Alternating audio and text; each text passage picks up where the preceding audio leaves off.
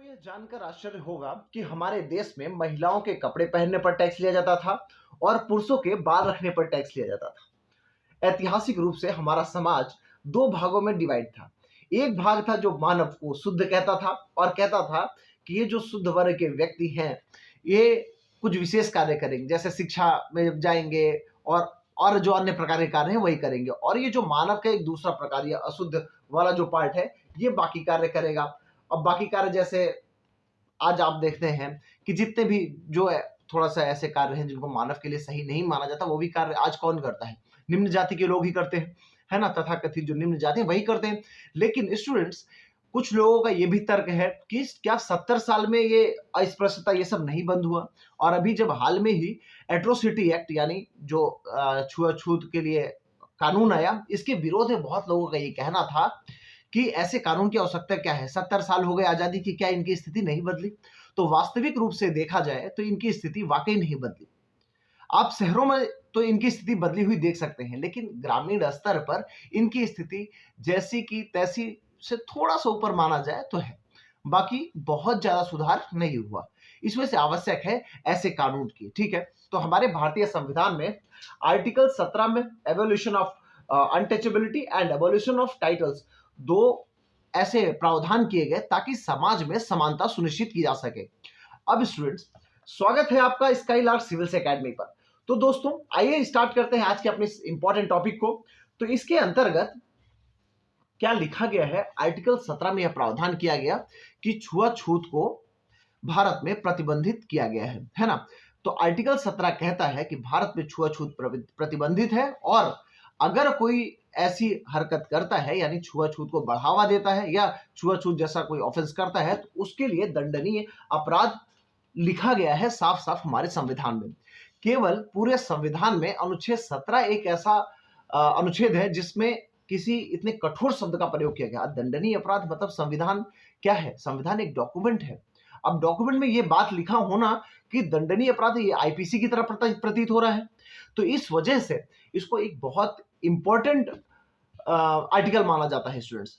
और 1976 में इसमें एक चेंज किया गया। 1976 में यह जो अनटचेबिलिटी ऑफेंस एक्ट 1955 था, इसको बदलकर सिविल राइट एक्ट 1955 कर दिया गया। सिविल राइट 1976 किया गया। इसका कारण यह था कि अब समाज में कुछ और विशेष प्रकार के कानूनों की आवश्यकता थी, है ना।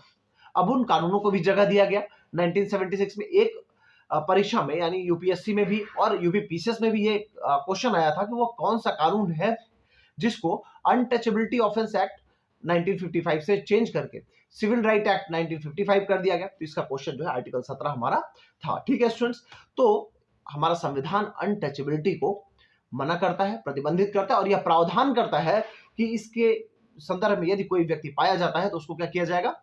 उसको दंडनीय अपराध है, उसको दंड दिया जाएगा। और दूसरी बात स्टूडेंट्स, एक सबसे इंपॉर्टेंट बात हमारे एग्जाम के पर्सपेक्टिव से बहुत इंपॉर्टेंट है, वो है कि क्या ये जो अनटचेबिलिटी शब्द है इसको हमारे संविधान निर्माताओं ने डिफाइन किया है क्या? तो इसको संविधान में कहीं पर भी डिफाइन नहीं किया गया है, लेकिन संसद ने अपने कानूनों के जरिए इसको कई बार डिफाइन किया है। और जैसे अब कोई व्यक्ति है जिसको जातीय आधार पर गाली देना, है ना, यानी जाति सूचक आधार पर गाली देना, या उसको समाज में उसको किसी प्रकार का बाइकआउट करना। लेकिन आप अपने समाज में एक चीज हमेशा देखते रहे होंगे, और अभी हाल के कुछ दिन पहले मैंने एक खबर पढ़ी जिसमें यह था कि निम्न वर्ग का कोई दूल्हा था जिसको घोड़े पर बारात लेके नहीं जाने दिया जा रहा था। वहां के कुछ सवर्ण वर्ग के लोग थे, वो उसको घोड़े पर चढ़ने से मना कर रहे थे। तो ये मुद्दा काफी हाईलाइट हुआ था।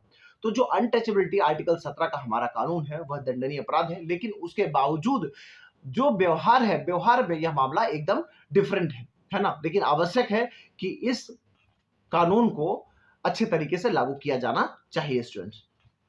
अब एक सबसे इंपॉर्टेंट बात, जो ये आर्टिकल 17 है, आप बहुत सारे आर्टिकल देखेंगे जो स्टेट को एडवाइस करते हैं। जितने आर्टिकल हैं लगभग वो स्टेट को कहते हैं कि स्टेट ये कार्य नहीं करेगा।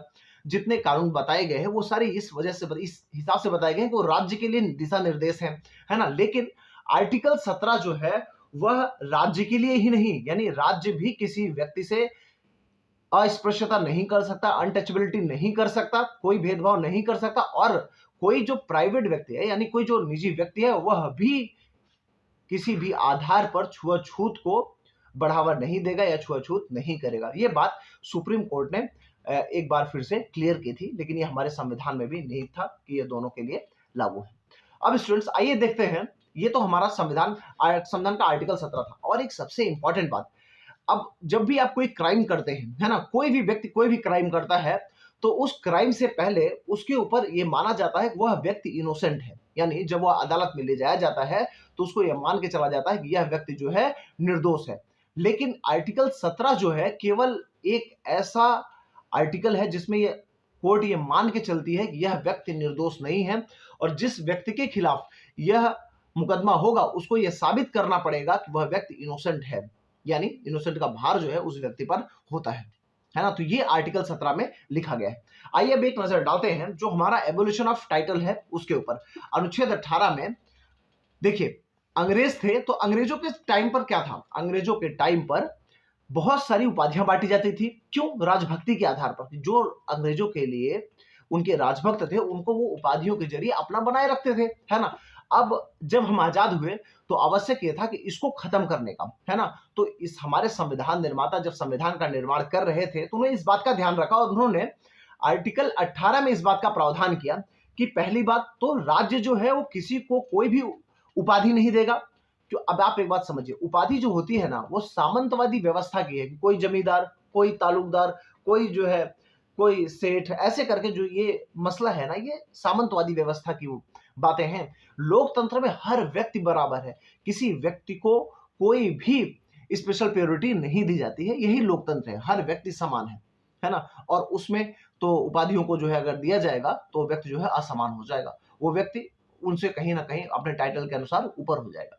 तो स्टूडेंट्स हमारे आर्टिकल 18 में यह लिखा गया है कि केवल मिलिट्री और एकेडमिक्स को छोड़कर, यानी प्रोफेसर, डॉक्टर, मेजर, कर्नल, इन लोगों को छोड़कर किसी भी अन्य क्षेत्र में उपाधियां राज्य नहीं बांटेगा।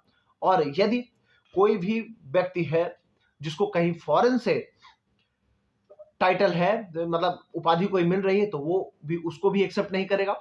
और वहीं अगर कोई व्यक्ति ऐसा है जो फॉरेनर है और भारत में राज्य के अधीन कार्य कर रहा है, यानी मान लीजिए वो किसी राज्य में किसी सरकारी नौकरी पर है, तो वो व्यक्ति या कोई ऐसा ट्रस्ट है जो सरकारी ट्रस्ट है उसमें कार्यरत है, तो वो व्यक्ति भी भारत में कोई भी किसी भी प्रकार का उपाधि धारण नहीं कर सकता है ना।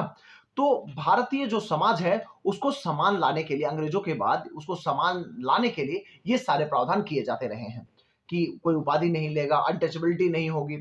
तो 1996 में एक बहुत इंपॉर्टेंट केस उच्चतम न्यायालय के सामने आया, बालाजी राघवन मामला। अब मामला क्या था? मामला यह था कि जो भारत रत्न है, पद्मश्री है ना, ये लोग जो है इनको जो अवार्ड दिया जाता है, आपने देखा होगा, कई लोग का नाम सुना होगा, भारत रत्न सचिन तेंदुलकर, ऐसे आपने नाम सुना होगा। इन्होंने तो टाइटल का प्रयोग कर लिया, है ना। तो उच्चतम न्यायालय ने इस बारे में 1996 में कहा कि जो कोई भी व्यक्ति जो भारत रत्न पा रहा है ना, पद्म भूषण या पद्मश्री पा रहा है, वह व्यक्ति इसको एज अ टाइटल यूज नहीं करेगा। और जब सरकार से इस पर पक्ष जाना गया तो सरकार ने कहा कि हम उसके क्षेत्र में एक्सीलेंस के लिए उसको यह दे रहे हैं। तो उन्होंने कहा कि इस अवार्ड में और टाइटल में अंतर है। तो बालाजी राघवन मामले में उच्चतम न्यायालय ने कहा कि कोई भी व्यक्ति जो है इसको सफिक्स या प्रीफिक्स के अनुसार जो है अपने नाम के साथ नहीं यूज करेगा, यानी या तो पहले ना तो बाद में। कोई भी व्यक्ति ये नहीं लिखेगा कि मैं भारत रत्न सचिन तेंदुलकर हूं या भारत रत्न कोई भी हो, है ना। तो ये बात बालाजी राघवन मामले में उच्चतम न्यायालय ने कही, ठीक है। तो आर्टिकल 18 हमारे यहाँ टाइटल को एबॉलिश करता है, कोई किसी भी व्यक्ति को राज्य अपने अधीन किसी भी सेवा में टाइटल नहीं देगा, ठीक है। तो आई होप आपको इतनी बात समझ में आ गई होगी। ये आज का हमारा वीडियो जो समानता का अधिकार का जो एक पार्ट था उसको यहीं पर हम समाप्त करते हैं और यहीं तक हमारा पार्ट भी है। तो स्टूडेंट्स आप स्काईलार्क सिविल्स एकेडमी के साथ बने रहिए। हमारा ये वीडियो जो है आपके जितने भी डाउट्स होंगे उनको क्लियर कर दिया होगा आई थिंक। और आप हमारे चैनल को सब्सक्राइब कीजिए और अपने दोस्तों के साथ शेयर कीजिए और हमारे टेलीग्राम चैनल पर इसके PDF के लिए ज्वाइन कीजिए। Thank you so much.